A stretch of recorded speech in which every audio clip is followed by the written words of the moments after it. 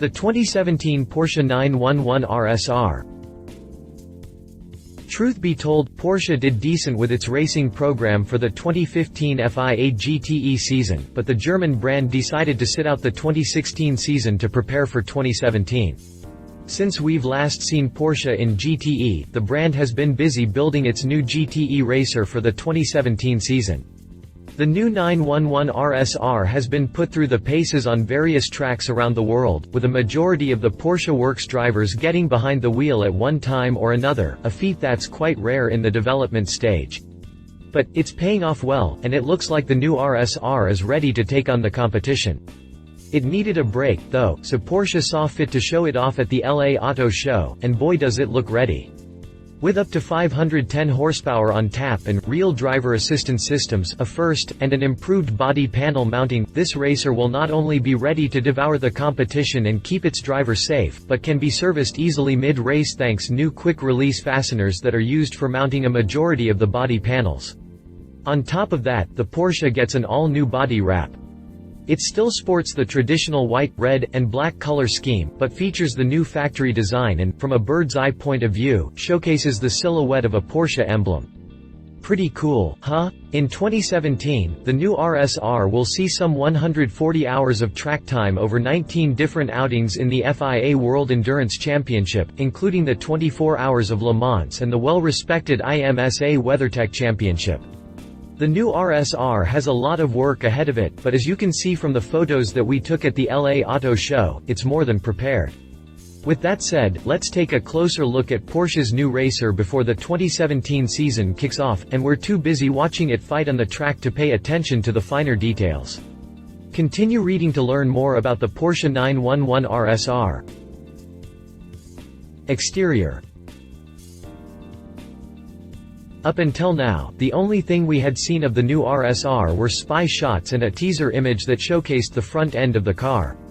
Now that it has made its debut in LA, however, we can get a good look at everything the little racer has to offer. As expected, it still looks every bit like a 911, albeit a very extreme interpretation. And that means there's a lot of difference between this model and its road-going counterpart. Obviously, aerodynamics are huge, and that's why the RSR has a rather uneventful front fascia. It's wide and has a few body lines, but there are no corner intakes or excessive design. Instead, the air dam has been enlarged, and a massive front spoiler hangs very low to the ground. Moving further up, there's the traditional Porsche, circular headlamps with yellow lenses. The hood has some stylish vents and a small triangular air pass-through right in the middle. As you can see, the black, red, and white coloration carries over in a new layout, but the Michelin, Porsche Design, Mobil 1, and 911 logos are carry over in the same locations. Moving over to the sides, the color scheme dips strongly down toward the side skirts, leaving the area from the fenders back primarily while square-ish side view mirrors hang from the door via an angled arm, while the side skirts are all about downforce with a large, step-like presence. That stamped 911 logo resonates from the door, while small white lines in the strip of gray accentuates the car's aerodynamic prowess. There's a lot of difference between this model and its road-going counterpart. In the rear, there's the massive black spoiler that displays the Porsche name as well as the Adidas logo. The rear fascia is primarily black with the traditional sponsor decals. The big news here is that massive rear diffuser that looks like it's ready to chew up anything that comes too close. This massive diffuser is made possible because Porsche took the time to completely redesign everything about the racer, from the suspension and body structure all the way down to the engine and transmission. The redesign of the engine and transmission was crucial in terms of putting such a large diffuser into service. Interior.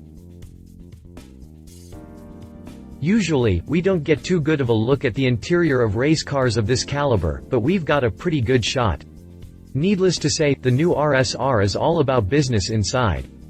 Gone are the niceties and convenience features in place of necessary race and safety equipment. As you can see from the interior shot above, that stock dash, for the most part, carries over into the RSR, but the instrument cluster and steering column is gone. Instead, a racing wheel has been installed that features a small display screen with data like lap times, turns, current gear selection, etc. There are a number of various buttons on each side and several knobs to the bottom. There's also tachometer LED set up at the very top.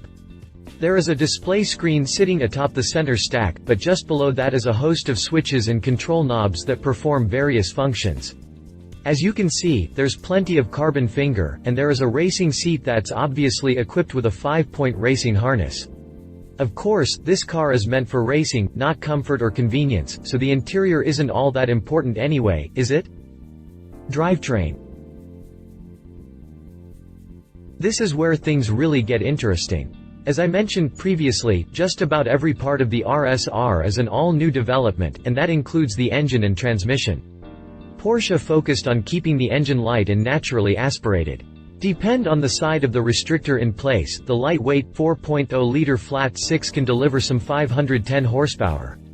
Porsche didn't disclose what kind of torque numbers are there to lay rubber on pavement, but you can bet that's a pretty high number too. The sequential 6-speed transmission is controlled via paddle shifters, ultimately delivering all of that power to the wheels. Those rear wheels, by the way, are 12.2 inches wide. Depend on the side of the restrictor in place, the lightweight 4.0-liter flat 6 can deliver some 510 horsepower. But that isn't all there is to talk about here. See, Porsche has integrated real driver assistance systems into the RSR, a first for any Porsche GT racer. Well, it's really not much. It doesn't have active cruise control, for instance, but it does have a radar-supported collision warning system called the collision avoid system. In short, it can detect faster LMP prototypes early enough to warn the driver so he can prepare to be overtaken. As Porsche puts it, they are detected early enough that misunderstandings can be avoided. There's also a new roll cage, and the seat is mounted directly to the chassis while the pedals can be moved and adjusted to fit the driver. The latter actually increases safety as there is less of a chance of the seat itself moving should a major collision or accident occur. Competition. Ferrari 488 GTE. The Ferrari 488 GTE was based on the 488 GTB and replaced the 458 for the 2016 season. In a sense, the 488 GTE was essentially the same as the road-worthy 488, but featured an extreme aerodynamic package, and an FIA-approved interior. By that I mean that the dash and door trim was carried over from the road version, but outside of that, the car had a single seat, a roll cage, and various other required components for racing. As of the time of this writing, we still don't know much about the drivetrain of the 488 GTE, but it's sure to pose some stiff competition for Porsche's new 911 RSR. Read our full review on the Ferrari 488 GTE here. Conclusion. I must say that I'm pretty impressed with the new 911 RSR.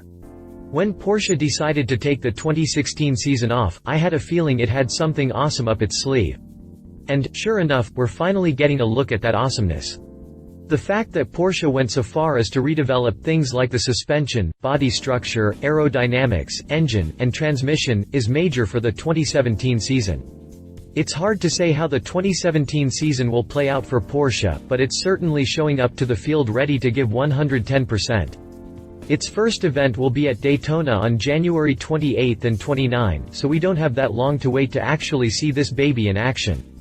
Until that happens, though, check out the full image gallery and don't drool on your keyboard or phone too much. Let us know what you think about it in the comments section below.